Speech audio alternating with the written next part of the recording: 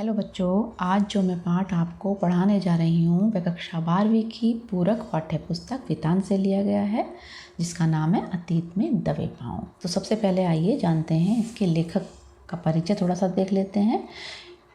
इस पाठ के लेखक हैं ओम थानवी जी, जिनका जन्म 1957 ईस्वी में हुआ। इन्होंने राजस्थान विश्वविद्यालय से व्यावसायिक प्रशासन में एमए की डिग्री प्राप्त की। 1980 से 1989 तक इन्होंने राजस्थान पत्रिका में काम किया। ये पत्रिका के संपादक थे और ये अभिनय के क्षेत्र में और रंगमंच पर भी इन्होंने बेहतरीन कार्य किया है। इनकी दिलचस्पी साहित्य, कला, सिनेमा, वास्तुकला, पुरातत्व और पर्यावरण में रही है। देखिए, इस समय ये दैनिक जनसत्ता के दिल्ली और कोलकाता के संस्करण के संपादकीय दायित्व को जो उन्होंने संभाला वो आज तक संभाल रहे हैं। ये देखिए इनकी तस्वीर। अब मैं आती हूँ अतीत में दबे पाँव पाठ के सारांश पर। देखिए, इसमें जो मूल बातें आप जान लीजिए। ये सिंधु घाटी सभ्यता के बारे में है और सिंधु घाटी सभ्यता की जो खोज हुई थी 1922 में राखलदास बनर्जी के द्वारा हुई थी। ये जब वहाँ पर पहुँचे 1922, जब यानी कि भारत का विभाजन नहीं हुआ था और भारत उस समय अंग्रेज़ों की शासन व्यवस्था के अंतर्गत था। तो जब ये वहाँ पहुँचे, एक बौद्ध स्तूप की खोज करने के लिए गए थे, लेकिन जब वहाँ पर खुदाई हुई तो बौद्ध स्तूप के साथ साथ एक सभ्यता पूरी नज़र आई और इस सभ्यता के जो बड़े शहर नज़र आए वो थे हड़प्पा और मोहनजोदड़ो। दोनों ही विकसित शहर।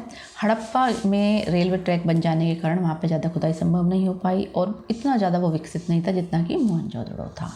तो जो चीज़ें वहाँ पर मिली हैं, आप उसको लेकर के इस पाठ को समझने का प्रयास करेंगे। जो मेन मैं आपको कुछ विशेषताएँ यहाँ की बताऊँगी। तो सबसे बड़ी विशेषता थी नगर नियोजन।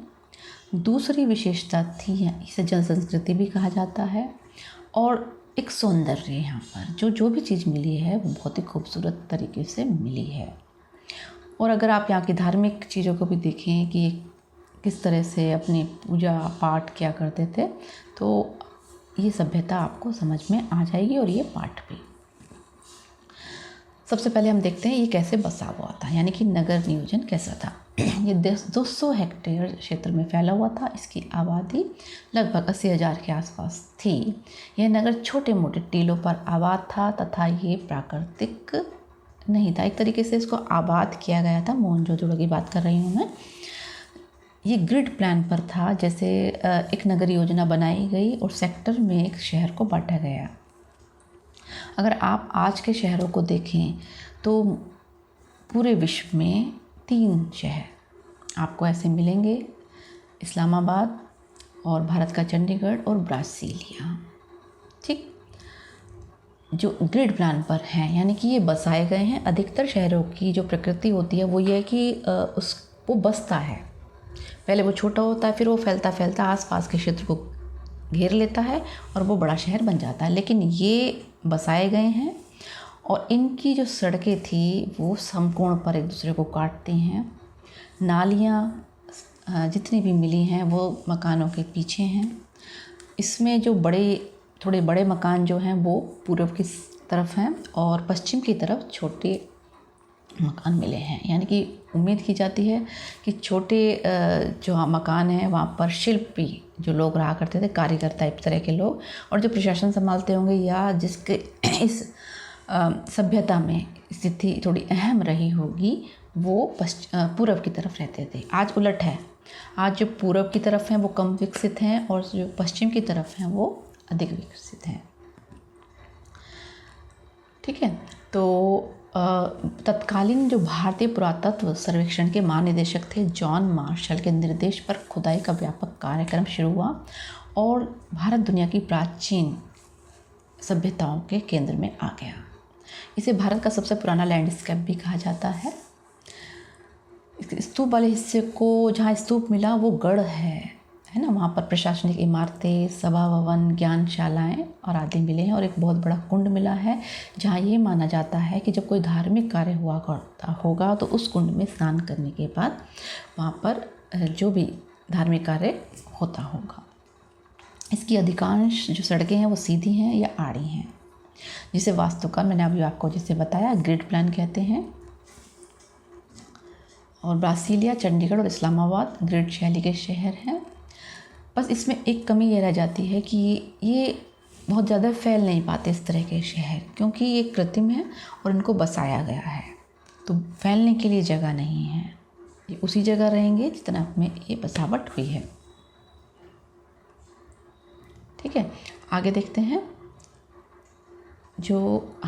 ये इसको जब हम जैसे जल संस्कृति की बात करते हैं तो इसमें पानी का रिसाव रोकने, एक तरीके से जो नालियाँ मिली हैं, जो पानी की व्यवस्था है, बहुत ही बेहतरीन व्यवस्था मिली है। लगभग ये माना जाता है कि 600 कुएँ रहे होंगे इस शहर में। पानी का रिसाव रोकने तथा गंदे पानी से बचाव के लिए कुंड के तले व दीवारों पर चूने वगैरह का प्रयोग किया गया होगा। पानी के लिए एक तरफ कुआं है, जो कुंड की बात बता रहे हैं, जिससे ये पता चलता है, और कुंड से पानी को बाहर निकालने के लिए नालियां हैं, ये पक्की ईंटों की बनी हुई हैं।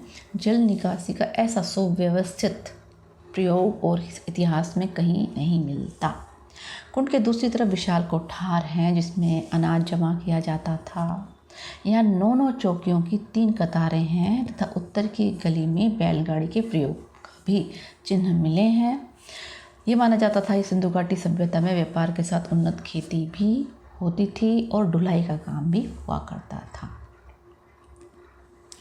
पत्थर व तांबे की बहुतायत थी, लोहा भी नहीं था, और तांबा राजस्थान से मिलता। लोहा ऐसा नहीं है बिल्कुल नहीं था, लेकिन ये लोहे की सभ्यता नहीं है, ये तांबे की सभ्यता है। गेहूँ, जौ, सरसों व चने की उपज के सबूत मिले हैं। कपास, बेर, खजूर, खरबूजे, अंगूर, रागी की खेती होती थी। यहाँ से मिला सूती कपड़ा दुनिया के सबसे पुराने नमूनों में से है। दूसरा सूती कपड़ा 3000 ईसा पूर्व का है, जो जॉर्डन में मिला है। मोहनजोदड़ो में रंगाई के कारखाने भी रहे थे, यानी कि रंगाई का काम भी होता था। ऊन व लिनन का आयात सुमेर से हुआ करता था, सुमेर की सभ्यता से। महाकुंड, अच्छा ये भी आता है कि ये कब की सभ्यता है, मैं आपको थोड़ा सा बता देती हूँ। ये आज से करीब ईसा पूर्व से 3000 साल पहले की ये सभ्यता है। आज से हम 5000 साल पहले की सभ्यता इसको कह सकते हैं। यहाँ पे एक बहुत बड़ी जो इमारत के अवशेष मिले हैं महाकुंड के उत्तर पूर्व में, इससे कॉलेज ऑफ प्रीस्ट्स माना जाता है, यानी कि यहाँ पे कोई धार्मिक एक तरीके का विश्वविद्यालय ये रहा होगा। दक्षिण में 20 खंभों वाला एक हॉल है, जो शायद राज्य सचिवालय रहा होगा, कोई सभा भवन या सामुदायिक केंद्र रहा होगा। गढ़ की 4 दीवारी के बाहर नीचा नगर था। खुदाई की प्रक्रिया में टीलों का आकार घट गया था। पूरब की बस्ती रईसों की है, यानी कि बड़े, मैंने आपको बताया ही है पहले। शहर की मुख्य सड़क यहीं पर है। देखिए, जिसने जहाँ पर इस सभ्यता को खोजा उस जगह का नाम वही पड़ गया।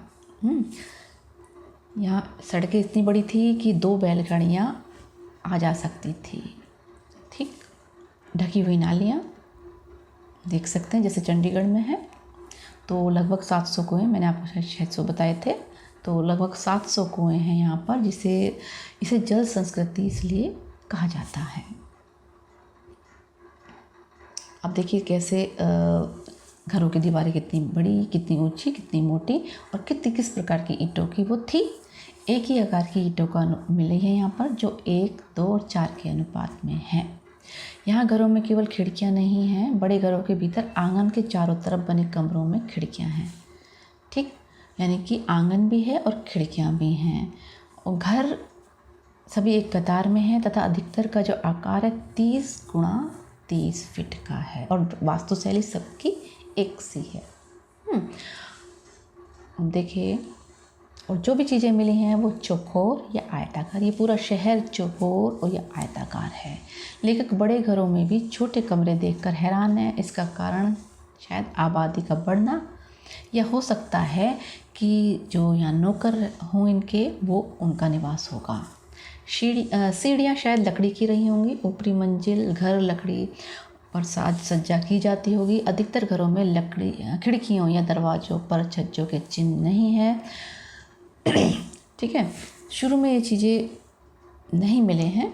गर्म क्षेत्र में ये चीज़ें आम होती हैं। इसका तात्पर्य यह है कि अधिकतर जो घरों में जो तस्वीरें मिली हैं वो हाथी, शेर, गैंडा आदि की मिली हैं।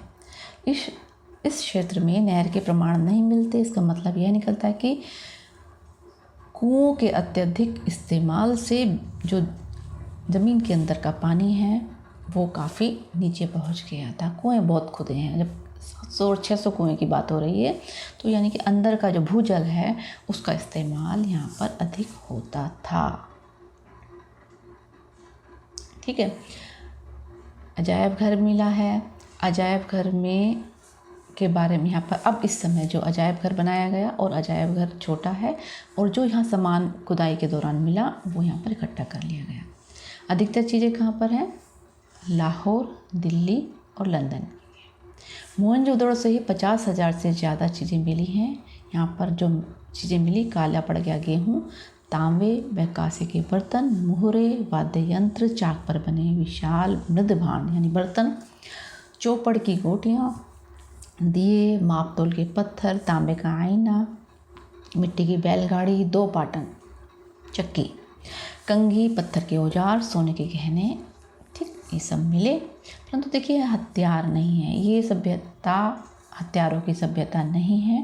बड़े शांति प्रिय लोग रहे थे और व्यवस्थित लोग थे। तो ये मानते हैं कि जो यहाँ शासन चलता होगा वो अनुशासन के बल पर था, ताकत के बल पर नहीं। दूसरा, यहाँ पे प्रभुत्व दिखाने के लिए, अपना प्रभाव दिखाने के लिए कोई बहुत लंबी चौड़ी चीज़ें नहीं मिली हैं। यानी कि यहाँ पे राजतंत्र या धर्मतंत्र नहीं होकर के मिलजुल कर के, है ना, एक जैसे कुछ गणमान्य लोग शहर के वो शासन को चलाते रहे होंगे।